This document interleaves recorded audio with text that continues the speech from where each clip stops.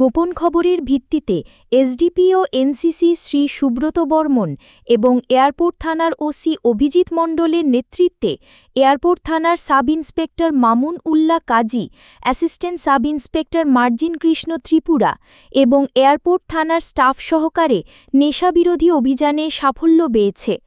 Airport থানার police গত 20/7/2025 রাত্র 8:30 নাগাদ একটি গাঁজা বোঝাই করা অটোরিকশা গাড়ি যার নাম্বার TR01G3679-তে তল্লাশি চালিয়ে মোট 50 কেজি শুকনো গাঁজা উদ্ধার করেছে এবং এই গাড়ির চালক সুমন ঘোষ বয়স 35, পিতা মৃত শচীন্দ্র ঘোষ, ঠিকানা নরসিংগড়কে পুলিশ গ্রেপ্তার করেছে। এই মূলে এয়ারপোর্ট থানায় এনডিপিএস ধারায় একটি মামলা রেজিস্ট্রেশন হয়েছে আসামি সুমন ঘোষের বিরুদ্ধে। এয়ারপোর্ট থানা কেস নম্বর 45/2025। দেখুন বিস্তারিত DD report news on Tiprasa.